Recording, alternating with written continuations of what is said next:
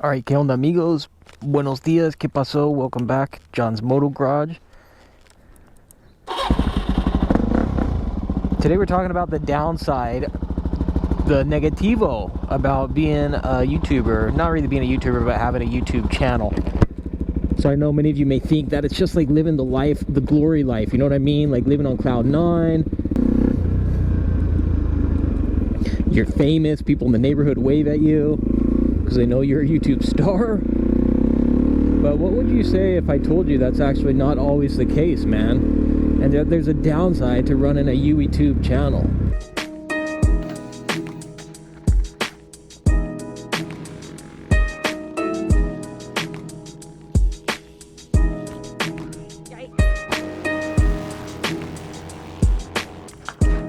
Alright, truth be told, I talk to a lot of people, or I have a lot of people hit me up wanting to start a YouTube channel, asking me about it, and I encourage it. I think it's rad. I think it's definitely something you should do, but it's also good to know some of the challenges as well. So that's what we're going to touch on briefly today. And no, this isn't a gripe sesh or a complaint sesh. I'm well aware that I don't have to do YouTube. This is not something I'm entitled to. I enjoy it, and that's why I do it. So ultimately for me, it's a net positive in my life. Otherwise I wouldn't be doing it anymore, you know, if it was like this big negative thing. So one of the biggest challenges is the fame factor, bro. You start getting super famous, people recognize you all over the place, and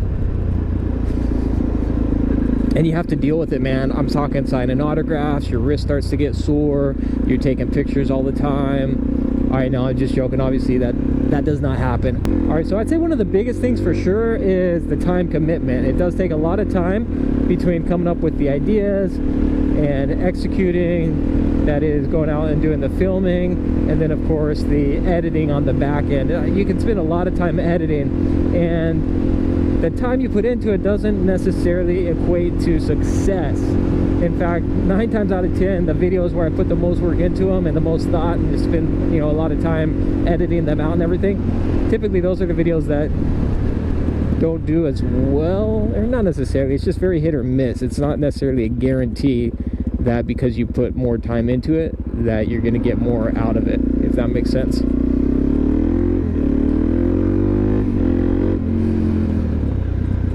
But there's definitely a time commitment. Number 2 is the gas, man. If you're going to be a MotoVlogger, get ready to spend a lot of money on gas. I feel like I spend almost half my life at the gas pump pumping these tanks up, bro. I mean, WT heck, bro. WT heck. There's one for sure. Not everybody who watches your videos is a regular viewer.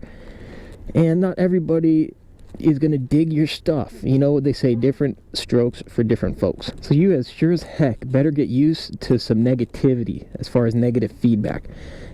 Get used to feedback in general, some constructive criticism, but also the negativity, bro. I'm telling you, man, you got to get used to it. You got to just learn not to dwell on it, and ultimately you get to a point where you just ignore it altogether. Sometimes you'll let it get to you, and then you remind yourself, dude, it's just YouTube. What I found, honestly, is if I see one of those comments, best is just to move on, not even think about it, and then you forget about it. Doesn't matter. You know, whatever they've got going on is obviously, you know, a bigger issue than what they're criticizing you on. But one thing I used to joke about when I first started the channel, I was like, dude, once you start YouTube, you realize you do everything wrong, man. I could tie my shoe on a YouTube video, and I'm gonna have people criticizing me on how I tie my shoe. You know what I mean?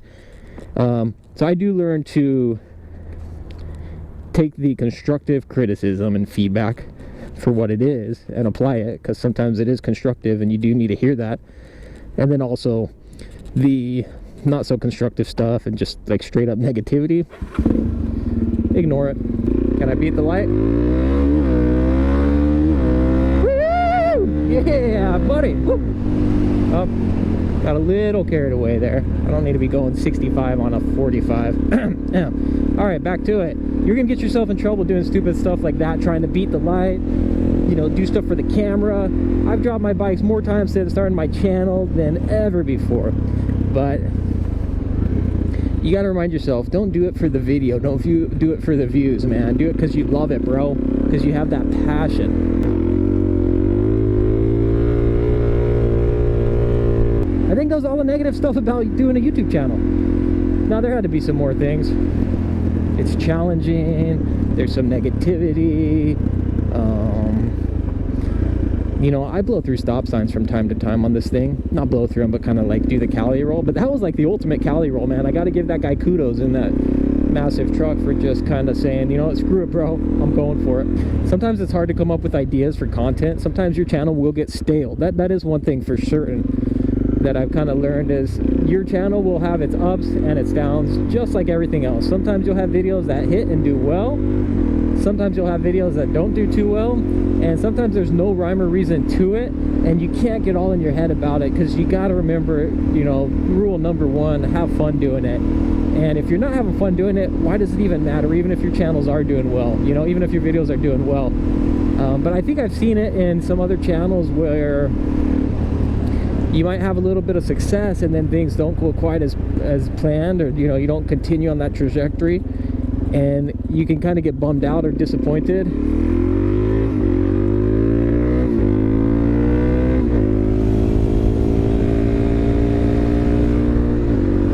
I need to remember to take my oh my gosh, I need to remember to turn my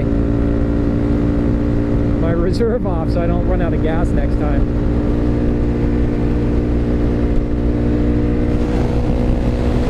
I have a tendency for doing that.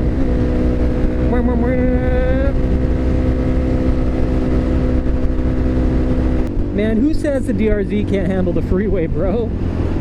Eloquent, dude. That's one word I have for it, is eloquent. Anyway, you can't get in your head all about this stuff. You just got to have fun doing it. But, you know, you can track trends and try to, you know, try out different things. My most hated video has almost 290 some likes and just as many dislikes. You know what I mean? I mean, you will fail. Some of these videos will fail. It's just the name of the game. Got somebody out there. I'm gonna go check it out. You know, you cannot please them all.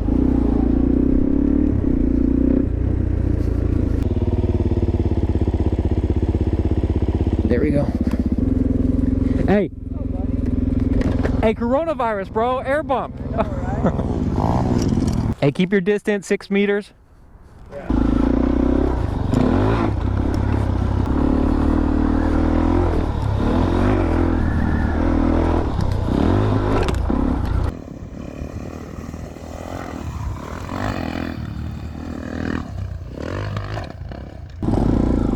Later, man.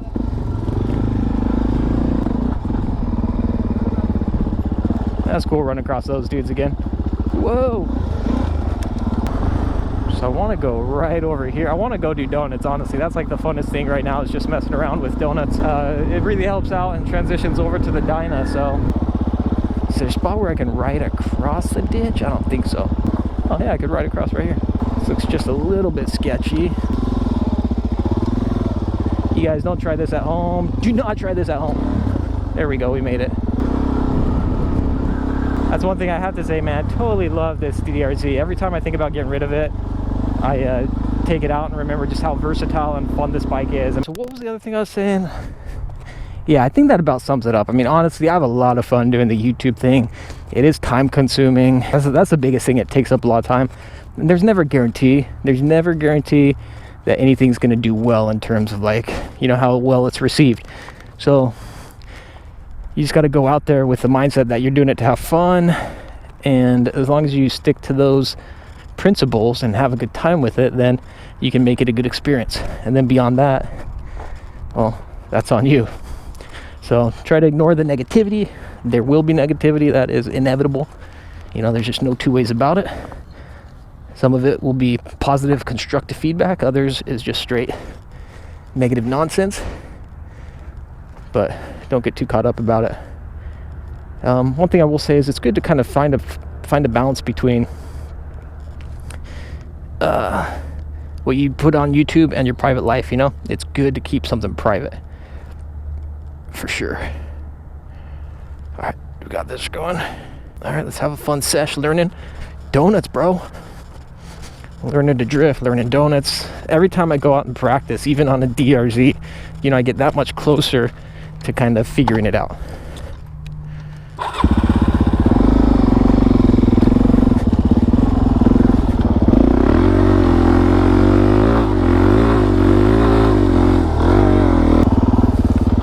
Check it out, check it out.